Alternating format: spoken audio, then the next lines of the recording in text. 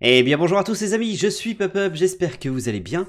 On se retrouve aujourd'hui sur la chaîne Pup Vlogs pour parler de catch à nouveau.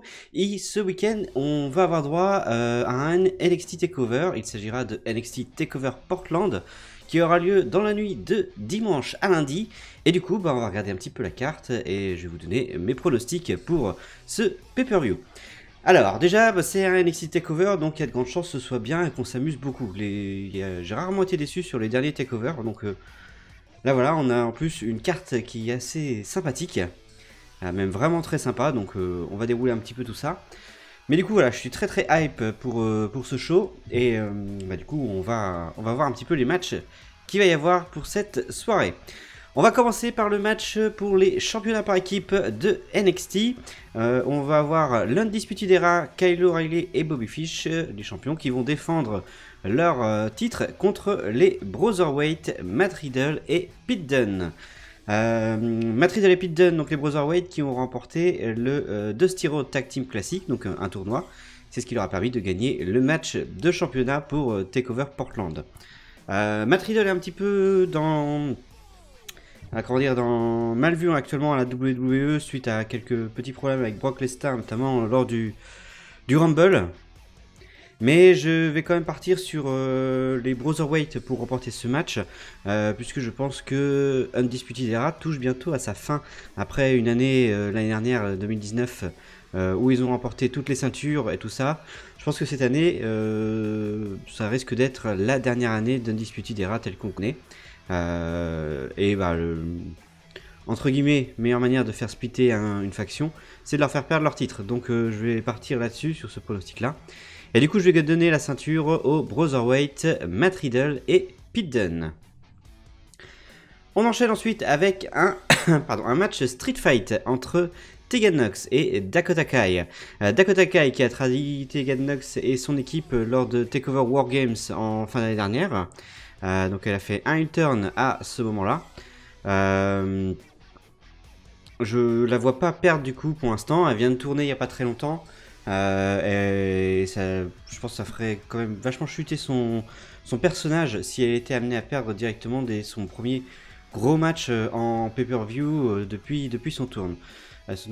Donc voilà, je vais voter pour que ce soit Dakota Kai qui remporte ce match contre Tegan Nox. On continue ensuite avec un match pour le NXT North American Championship qui sera défendu par Keith Lee contre Dominik Dijakovic. Donc ils faisaient tous les deux partie du Wargames masculin. Ils étaient dans la Team Ciampa. Et Keith Lee a eu un gros momentum lors des Survivor Series. Où il a eu en gros une confrontation avec Roman Reigns. Donc c'était assez sympathique pour ça. Keith Lee qui a donc remporté la ceinture il y a 3 semaines, il me semble, à NXT contre Roderick Strong.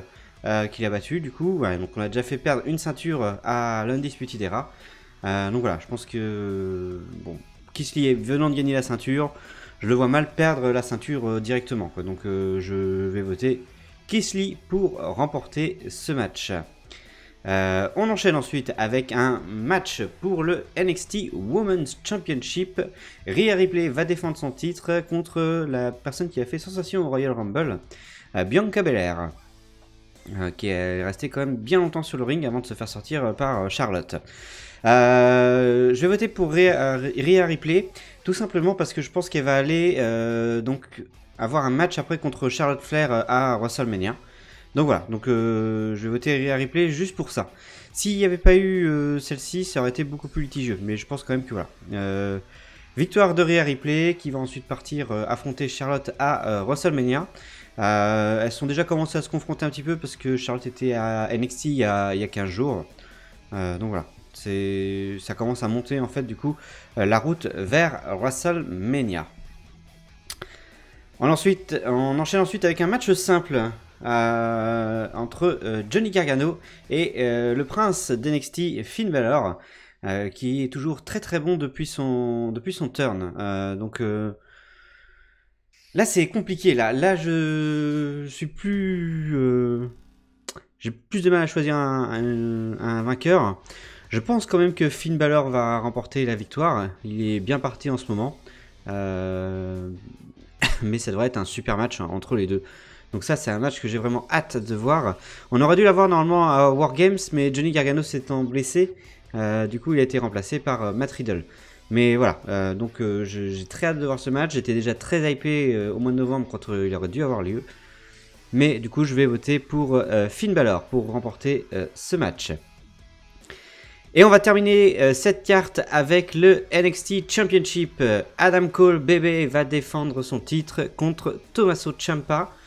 Là, je vais continuer dans ma stratégie où je fais perdre toutes les ceintures à l'Undisputed Era.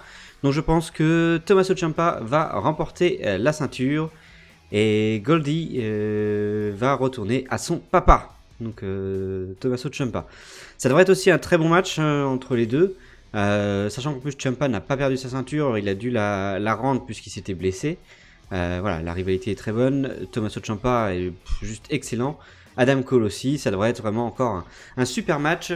Je suis très très hypé par ce pay-per-view. J'espère que vous aussi. Mais voilà, on devrait passer un bon show, je pense, pour ce NXT TakeOver Portland. Bah écoutez, j'espère en tout cas que ce show vous plaira. Je vous rappelle que ça se passera dans la nuit de dimanche à lundi. Pour le regarder, il faut avoir le WWE Network. Et on se donne rendez-vous du coup en début de semaine pour faire la review de ce show. Les shows suivants en catch, on aura Super Showdown dans 15 jours il me semble, moins de 15 jours, et dans 15 jours on aura AEW Revolution également. Voilà, bah écoutez, je vous remercie d'avoir suivi cette vidéo, je vous donne donc rendez-vous en début de semaine pour la review. D'ici là, je vous souhaite à tous une bonne fin de journée, et je vous dis à la prochaine.